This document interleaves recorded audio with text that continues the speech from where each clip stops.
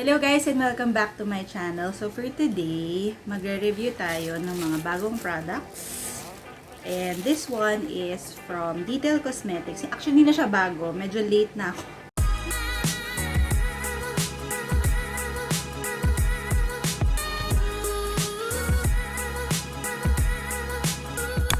So these are the Detail Cosmetics Velvet Flush Multi-Use Mousse. Yan. Out of the 6, I only got 4 because I feel like out of the 6, itong 4 ang bagay sa skin tone ko, which is morena. 4 na nakuha ko are in the shades Milky, Max, Bow, and Lucas. So if you're wondering kung nasan yung shade na yon sa kahon, andun po siya sa ilalim, sa sticker. So let's talk about the packaging. First and foremost, sa packaging pa lang niya, it's very cute. Cute, parang mala the bomb ang feels nung packaging. Number 1, good job sa packaging. So as you can see, dun sa likod ng box, merong art na yung babae is wearing the shade on the lids, the cheeks, and the lips. Kaya siya tinawag na multi-use mousse. So let's start with Lucas. Si Lucas yung una ko nadampot, and I think out of all the 4 shades, si Lucas yung pinaka-light. Here you go. At the back, details about the product. And of course, the shade. And then on the front, similar to the box, yung sulat. Siguro mas maganda kung yung babae yung nilagay nila. Regardless, okay naman. Ay, dumikit siya. Buti na lang, may takip yung mirror, pero dumikit siya and it's a bit melted. Malaki ba yung product? Ayan. So, comparing it with my thumb, obviously, marami yung product. And it's actually 8 grams. Ang isang normal bullet size lipstick is around 3.5 to 4 grams. So, definitely, for the price, 249 pesos isa. This one is mas sulit. So, let's, oo nga. Cream siya. Cream. Tapos, itong si Lucas, let's swatch. Ito yung shade niya. Natunaw. Next shade naman si Milky. Ito, si Milky. Ayan, hindi siya dumikit. Linis naman siya. Ayan o, nakikita niyo, may mark ng daliri. And then, this is Milky. Si Lucas ay nude, parang brick color. Si Milky naman ay pinkish red. Next, si Max. Ito naman si Max.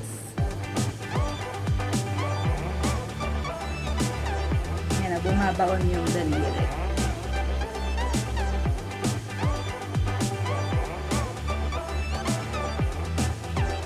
Si Max is reddish, but meron siyang tinge of orange color.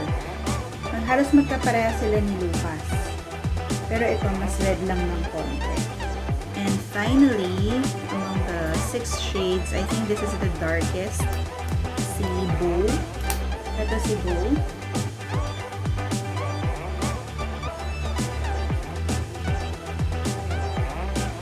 Ayan.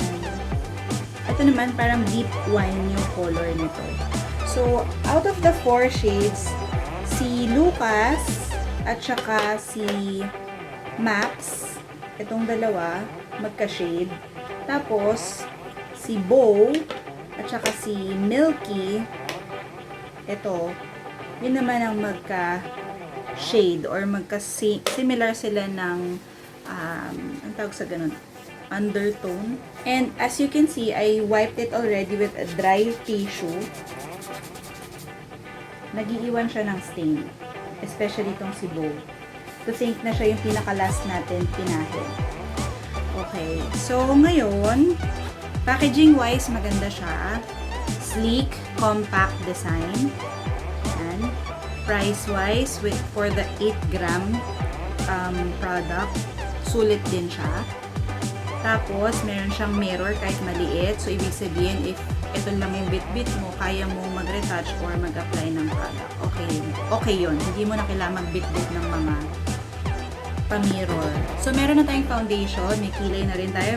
May konting contour na rin tayo. Let's just try the product. For this specific review, I will try on si Beige kasi I just feel like it's the best match dun sa aking skin tone. And also, para rin mas kita nyo yung color. So, sabi dito, since it's a multi-use product, pwede mo siyang gamitin sa mata, sa cheeks, at saka sa lips. So, right now, what we will do is a monochromatic look featuring Velvet Flush Multi-Use Mousse ng Detail Cosmetics ni Ray at saka ni LAYUG. So, importante na makita nyo dito nakalagay yung sun, yung araw, meron siyang slash. So, ibig sabihin siguro, hindi pwede siya sa heat, direct heat or mainit na lugar. Kasi obviously, matutunaw siya like what happened to Lucas right here. Yan. And since pa-dome shape siya, pagka natunaw yan, talagang magbe-bleed siya dun sa packaging. Magiging mahirap linisin. Okay, so let's try. Hindi ko lang alam kung maganda talaga tong gawing eyeshadow kasi feeling ko dahil cream base siya, lalo na sa oily skin, magki-crease. At pag nag-crease siya, parang nakaka-energe pag ganun. Unless isa-set mo siya ulit sa isa pang powder product. Hindi ko alam actually. So, to test, the dry run natin tong product na to today. Isang beses pa lang ako nagkuha ng product from the pot. And ito yung itsura ng daliri ko ngayon. Na-i-deposit ko na siya sa mata. Madali siyang i-apply. Madali rin siyang i-blend. So, pero natatakot ako. Feeling ko talaga magkikrease to. Okay, let's do the other eye.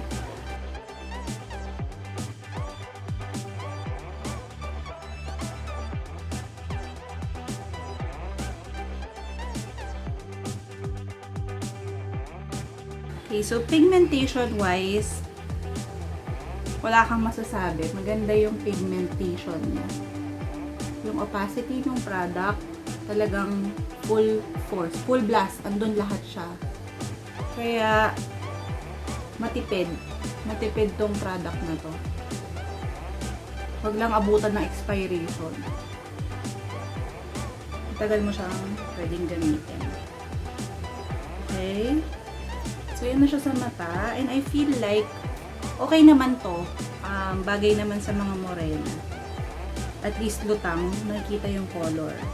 Yan o. Actually, para akong gumamit ng 1, 2, dalawang shade. Yung ilalim, mas concentrated yung deposit ng color, kaya parang mas mukha siyang makapal. Tapos as we blended it out, faded it upwards, para kang gumamit ng lighter shade of makeup. So, transformative makeup din. Okay, ngayon, try naman natin sa cheeks.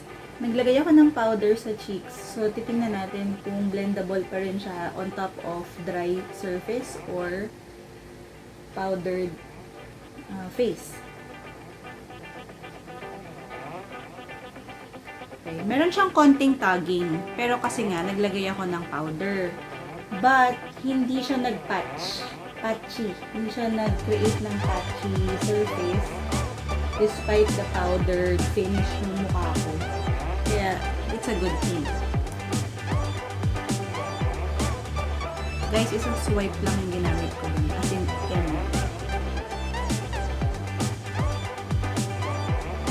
Yung iba, nagtatry ng brush to apply the product, but I feel like the best tool really to apply this product with are your fingers. Kasi, nawa-warm up niya yung product, tas lalong mas nagbe-breakdown, mas madali siyang na-apply.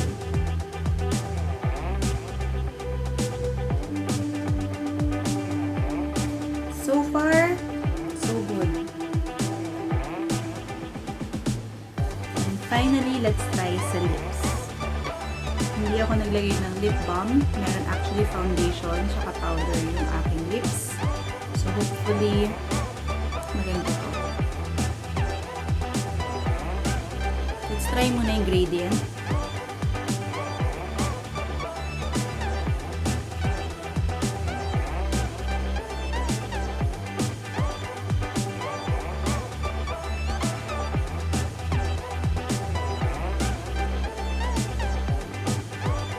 So, ito yung sa lips. Ngayon, kung ipupull natin siya,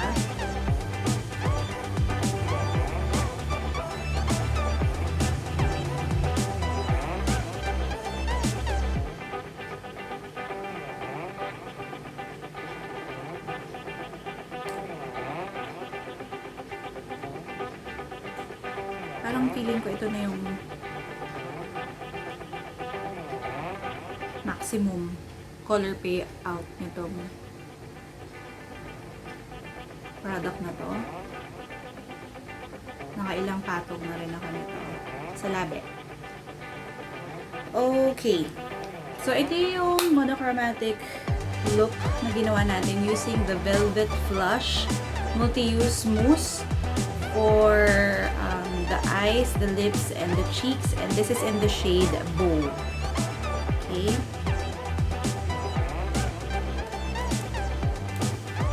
Thoughts on the product? Actually, madali siyang gamitin. Kahit siguro beginner sa makeup, kayang gumamit ng ganitong product. Tapos, since very versatile siya in the sense na pwede kang magpatong-patong ng color para yung color payoff niya lumabas or mas subtle yung color. Yung flexibility ng product is really an advantage. And as you can see, parang ano yun, wala akong masabi. I don't have anything negative to say about this product kasi obviously, I am very satisfied. Nag-iiba siya ng, for me personally, para siya nag-iiba ng itsura. Kasi if I put it on a lighter skin or skin tone, ganito yung color payoff niya. But if I put it on my lips, which has a darker pigmentation naturally, nag-iiba rin yung shade niya. Tapos, kung mapapansin nyo, I only used one product, which is Beige. But, when you look at it, sa eyes, sa cheeks, and sa lips, parang meron siyang ibang dimension ng kulay na lumalabas. Ibig sabihin, hindi siya flat. Ibig sabihin, kung ano yung nilagay ko sa mata, dapat eventually yun din yung makikita sa cheeks and sa lips. Pero hindi ganun yung nakikita ko. Parang anong nangyayari, may kanya-kanya siyang pigmentation, coloration. Ganun yung nakikita ko sa kanya. And I actually like what I'm seeing. Ang pinaka-worry ko lang talaga, tinan mo ha, hindi pa tayo lumalagpas ng 20 minutes sa pag-apply ng makeup. But, looking at it closely, mapapansin mo yung aking eyelids, it's starting to oil up here. Ibig sabihin, I feel like it's going to crease sometime soon. And that's actually not Detail Cosmetics' fault because almost all of the multi-use products that we have, like the Sunny's Face,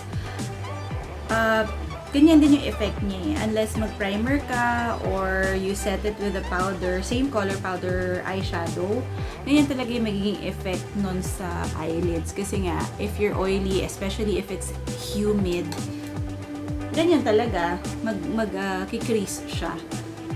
But I think if you set it with a translucent powder or blot it, dahil nag-relieve siya ng stain, I feel like okay naman, mamamanage. Tolerable yung change ng makeup. Hindi ako naglagay ng mascara or whatsoever just so you can actually see that you can look decent and look presentable just by using one product on your face, which is this one. Photos of me using the other the other 3 shades that I purchased for your reference. Okay? So guys, ito naman si Lucas on my face, my lids, and my lips.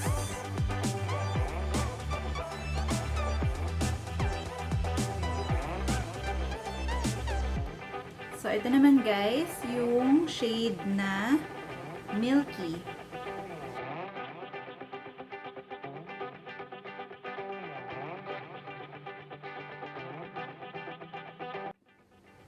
And finally, ito naman yung Max.